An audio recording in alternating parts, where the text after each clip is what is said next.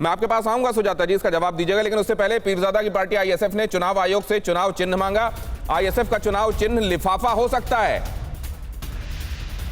Indian secular front का चुनाव चिन्ह लिफाफा मुमकिन है। लिफाफे को लेकर आवेदन किया गया है।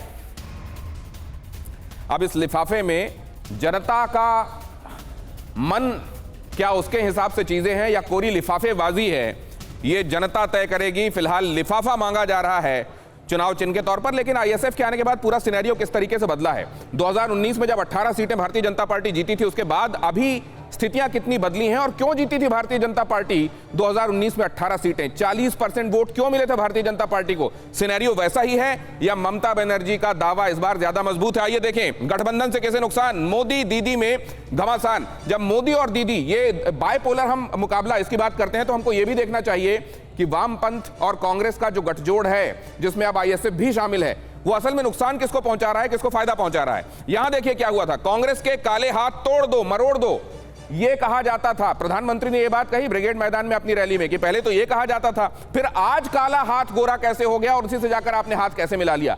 क्यों प्रधानमंत्री जब हमला करते हैं तो केवल ममता निशाने पर नहीं होती है? अगर ये बाइपोलर है तो सीधे सीधे ममता पर निशाना होना चाहिए। क्यों लगे हाथ, ये जो गठजोड़ बना हुआ है वाम मोर्चा और कांग्रेस का, उस पर भी हमला होता है। ये इसलिए होता है, इन लाइनों में छिपा हुआ रहस्य देखिए। 2019 में भारतीय जनता पार्टी की 18 सीटें जीतने में लेफ्ट का रोल माना जाता है। यह कहा जाता है कि तब क्योंकि कांग्रेस और लेफ्ट साथ में चुनाव में नहीं गए थे, 2019 में अलग अलग गए थे, 2016 में जरूर विधानसभा के चुनावों में साथ थे।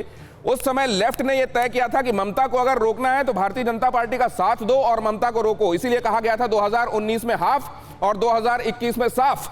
ये लेफ्ट का नारा था। भारतीय जनता पार्टी को टेसिटली सपोर्ट किया गया था। लेफ्ट के दम पर 2 सीटों से 18 सीटों पर पहुंची थी भारतीय जनता पार्टी। इसीलिए यह कहा जाता है कि अपना वोट बैंक तो तृणमूल कांग्रेस ने इंटैक्ट रखा, लेकिन उधर जो लेफ्ट का वोट था वो काफी ट्रांसफर होकर भारतीय जनता पार्टी के पास आया। भारतीय जनता पार्टी को लेफ्ट कांग्रेस के वोट को दोबारा छिन जाने का खतरा है। अब जबकि ये दोनों चुनावी मैदान में हैं और इस बार गठजोड़ के साथ चुनावी मैदान में हैं, तो भारतीय जनता पार्टी को यह लग रहा है कि वो वोट जिसके जरिए वो 2 से 18 पर गए थे, क्या विधानसभा में वो करिश्मा दोहरा पाना मुमकिन होगा? क्योंकि जब भी विधानसभा की तर्जुमानी होती है 18 के हिसाब से, तो यह कहा जाता है कि 121 सीटों पर आप असेंबली सेगमेंट के हिसाब से बढ़त को काउंट कर सकते हैं। गठबंधन कई सीटों पर भारतीय जनता पार्टी को दूसरे तीसरे पर ढकेल सकती है। यह माना जा रहा है कि अगर ये भी पूरे दमखम के साथ आते हैं तो कई जगहों पर भारतीय जनता पार्टी दूसरे या फिर तीसरे स्थान पर जा सकती है, क्योंकि विधानसभा के चुनाव हैं, बहुत ज्यादा वोटों का अंतर नहीं होता जिसके लिए लड़ाई होती है। लेफ्ट के 34 साल शासन करने की वजह से एक अंडर करंट काम कर रहा हो सकता है, और हो सकता है कि बहुत सारे पॉलिटिकल पंडित और यहां तक कि जो राजनीति कर रहे हैं उनको इस बात के बारे में बहुत अंदाजा नहीं हो और लेफ्ट भीतर ही भीतर अपना काम कर रहा हो। अगर ऐसा है तो निश्चित रूप से यह एक ऐसा फैक्टर है जिसको अभी तक उतना काउंट करके नहीं चले हैं